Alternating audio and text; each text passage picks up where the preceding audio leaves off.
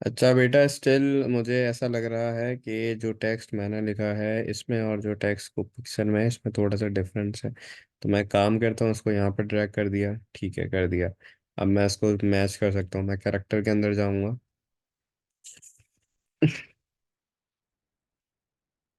I can increase the size as much as I want.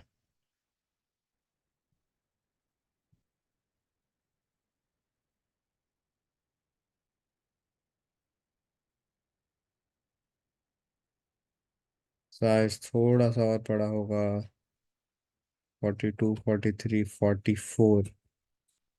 Okay, 44 is good, क्योंकि edge को मैं check कर रहा हूँ। 46 is even better. Okay, 46 is perfect, क्योंकि एज पूरा सेट हो गया। अब करता ये हूँ कि इसकी स्पेसिंग बढ़ा देता हूँ ताकि ये आगे तक चला जाए। तो I will go into character. Character में जाने के बाद ये रहा ऑप्शन स्पेसिंग का। यहाँ से बेटा मैं इसकी स्पेसिंग बढ़ाता हूँ तो यू कैन सी ये ऑटोमेटिकली अपनी जगह पे कैरेक्टर्स मूव हो रहे हैं।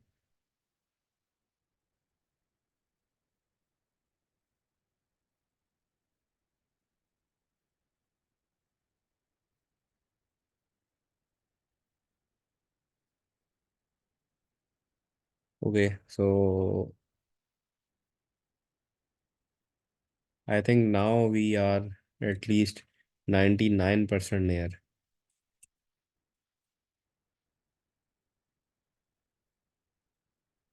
So now I am going to keep it this way.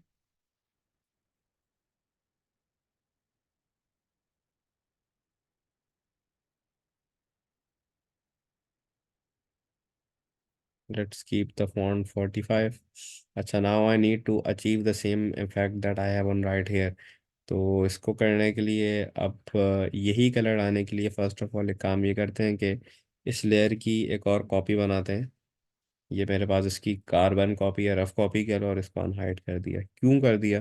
क्योंकि यहाँ पे जब मैं इसको राइट क्लिक करके क्रिएट आउटलाइंस कर दूंगा तो अब you can not go back and edit the text. ना ही you can edit the space, ना ही you can edit the alphabets. तो पेपर में आपको दोबारा काम ना करना पड़े, तो इस वजह से you can create another copy and you can hide it. तो यहाँ पर है बेटा। अब सिर्फ ये इस कलर को अचीव करने के लिए ये एक ग्रेडियंट टूल है, तो हम अपने ग्रेडियंट के ऊपर जाएंगे। मैं ग्रेडियंट के ऊपर टैप करूँगा तो मेरे पास ये आ गया मेरा ग्रेडियंट। तो सबसे पहले ये ग्रेडियंट जो है ये टॉप से जा रहा है कलर लाइटर से डार्कर की तरफ, जैसे मैंने ये अप्लाई किया लाइटर से डार्कर की तरफ। अच्छा जी, लाइट साइड पे तो वाइट कलर है, ठीक है, इसकी नीड नहीं है। डार्कर शेड के ऊपर मैं जाऊंगा, कलर पिकर पे मैं जाऊंगा, और यहाँ से मैंने उठा लिया अपना कलर, कि ये कलर मेरा कौन सा है, रेड। ओके, ये आ गया मेरे पास रेड कलर। और दो तीन दफ़ा इस पे मैं अटेम्प्ट करूंगा ताकि मेरे पास मेरा टारगेट अचीव हो जाए।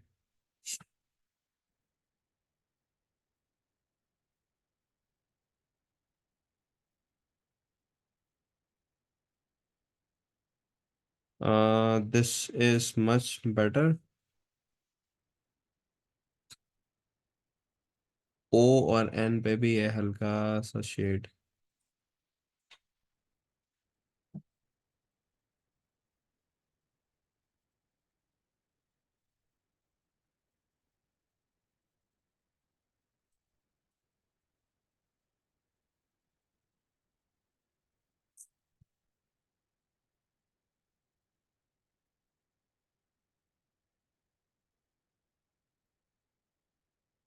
Okay, let's do one thing, let me select individual items. H, E, H and E. Okay, they are good. Then let me select R, O and N. R, O and N.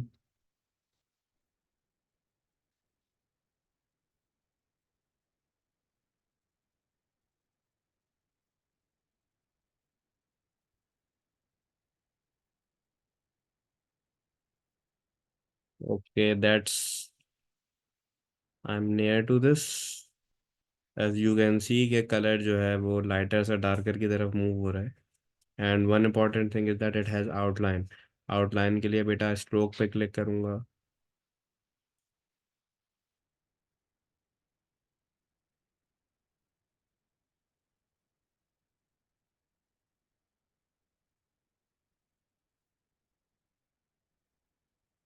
Stroke इस currently disabled आ रहा है, तो इसकी मैंने एक और copy बना ली। उसको मैंने किया ब्लैक कलर। ब्लैक कलर के बाद इसको मैं आउटलाइन पे ले गया, ये मेरे पास आउटलाइन आ गई। Now I am going to fit it just like here with the arrow keys.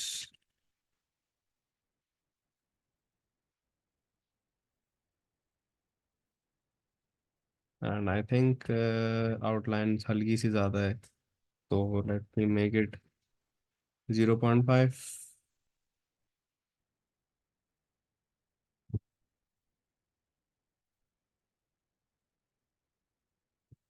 So it's done. Last but not least, I need to have this Villa Holiday text. So let's get a text tool. Let me type here Villa Holidays. And again, I'm going to keep it here to make it same. Font size is going to be smaller, 38, 30, or even less than that, 28.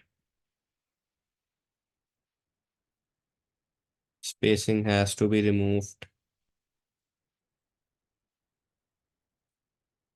Zero spacing, okay, I'm near.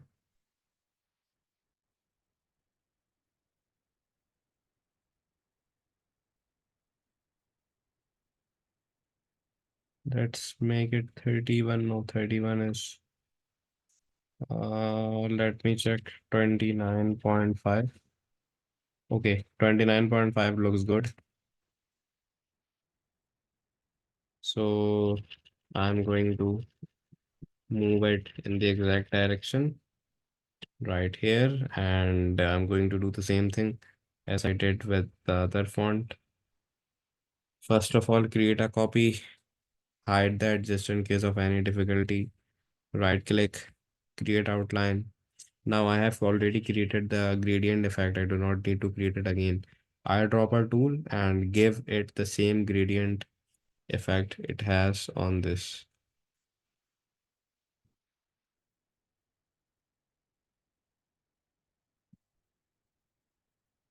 मेरे पास बेटा ये same gradient आ गया, but this is a little different. I'll select a gradient tool to give it the same effect.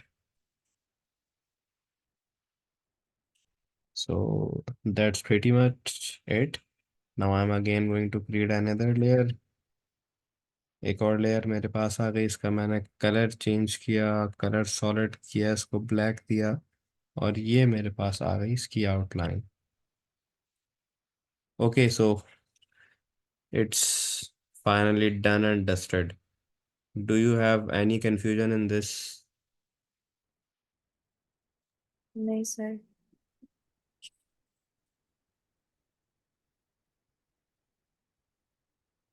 कोई ऐसी चीज लग रही है जो इसमें चेंज है? हाँ, कोई चेंज चीज लग रही है या is it same? Almost same है, सिर्फ वो जो ऊपर वाला टेक्स्ट है वो थोड़ा हम्म, ऊपर से कम वाइट है। उस पे we can work it on. Okay, so each letter of the curve sits halfway through the outline of the red ellipse. अच्छा, एक और इम्पोर्टेंट प्रॉपर्टी दी हुई है इन्होंने इन्होंने कहा हुआ है कि क्वेश्चन में कि हमने देखें .1 कर लिया, .2 कर लिया, .2 पे कह रहे हैं हर एक लेटर जो है वो curve text sits half way through the outline of the red ellipse, मतलब हाफ वे होना चाहिए। अच्छा, हमने क्या किया हुआ है? Let me zoom it see. एक गलती है दी, इसके बावजूद डिटेक्ट हो सकते हैं। मुझे इस टेक्स्ट को हाफ वे पे रखना है बेटा, तो करना कुछ भी नहीं है। Let's select it back again. Shift के साथ सिलेक्ट किया और इसको हाफ वे रखेंगे। अच्छा एक मिनट, आउटलाइन सिलेक्ट हो गई, कलर नहीं आया।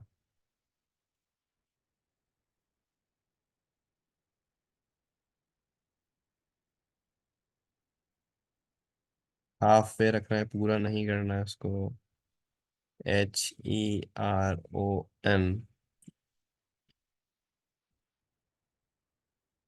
Okay, this is good. और ऊपर से थोड़ा सा अगर मैं इसको श्रिंक कर दूं कंट्रोल प्रेस करके, ताकि ऊपर वाले बॉर्डर के साथ ना मिले, बल्कि एक साथ नहीं हो रहा। एक काम करता हूँ कि वन बाय वन सिलेक्ट करता हूँ।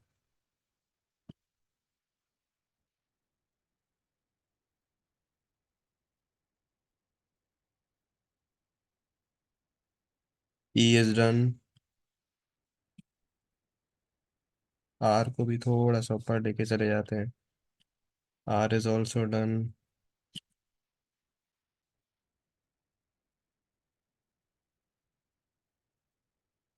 O is also done. N is also done.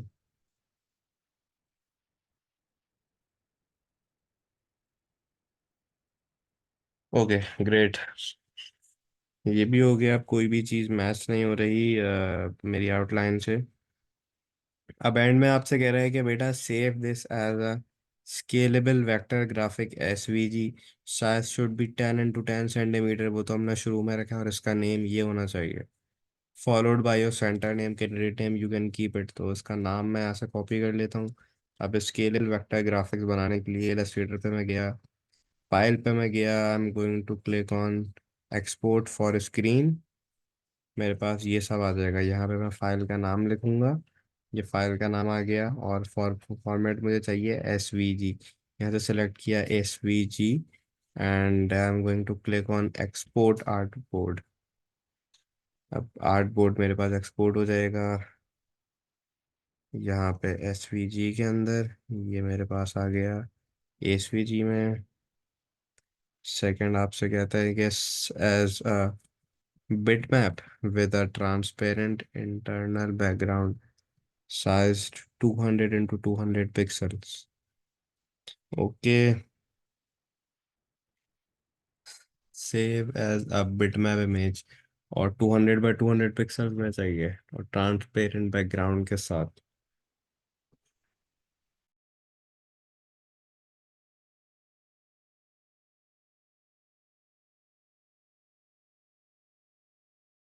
Transparent background आपके पास बेटा PNG में आ सकता है फॉर स्क्रीन।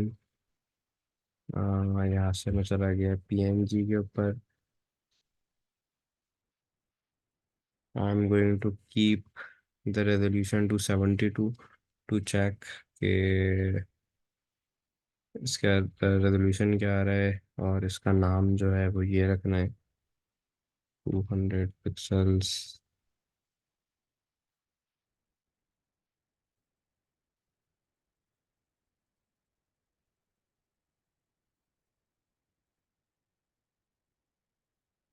ये मेरे पास ट्रांसपेरेंट बैकग्राउंड में तो आ जाएगा पिक्सल फॉर्म में, लेकिन इसका रेजोल्यूशन अभी चेक करते हैं कितना है। 72 पे, दिस इज 284 × 284। इसका साइज थोड़ा सा ज़्यादा आ रहा है। अच्छा, इस साइज को कम करने के काफ़ी सारे तरीके हैं। You can even change the size of your image, और मैं यहाँ पे ये कर रहा हूँ कि मेरे जो रेजोल्यूशन है 72 ppi है, अगर मैं इसको 68 कर दूँ तो क्या साइज आता है?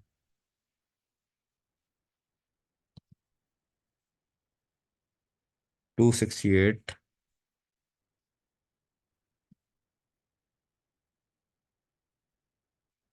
50।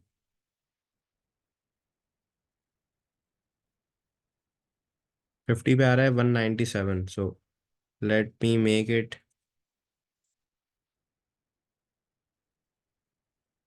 52।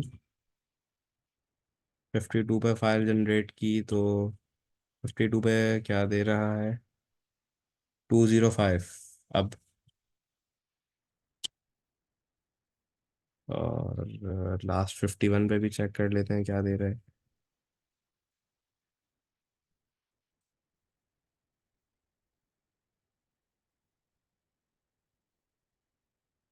This is 201 into 201 pixel.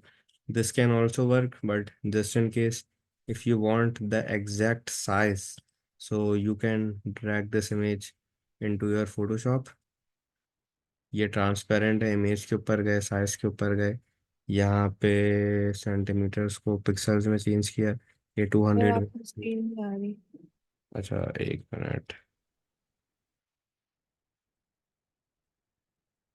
इस इमेज को मैंने ओपन किया है अपने पास फोटोशॉप में। वैसे तो 1 पिक्सल की खैर है, लेकिन अगर पेपर में आपसे ना हो तो you can open your exact PNG format image के अंदर। पीएनजी क्यों? क्योंकि ट्रांसपेरेंट था। फोटोशॉप पे ओपन की, इमेज के अंदर गए, इमेज साइज के ऊपर आए, यहाँ पे इसको कन्वर्ट किया मैंने पिक्सल्स के अंदर। पिक्सल्स में ये आ रही है विड्थ, इसको कर दी 200, इसको भी कर दिया 200, ये आ गया 200 बाई 200। इसके बाद फाइल पे सेव एज पे गए और इसको मैंने कर दिया यहाँ पे सेव।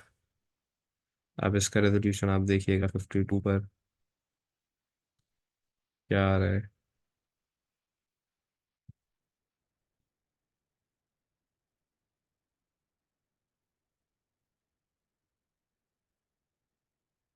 ये आ गया 200 into 200, दैट्स इट। और इसको फिर करेक्ट नेम के साथ अपने कैंडिडेट नेम और फाइल के साथ सेव करते हैं। तो इसके मल्टीपल वेज हैं। कभी कभार इलस्ट्रेटर के अंदर अगर मैं रेजोल्यूशन को 2-3 नंबर से चेंज करता हूँ तो आंसर आ जाता है, लेकिन अगर नहीं आए तो आई विल सजेस्ट कि आप इसको 72 के ऊपर ही इम्पोर्ट करें।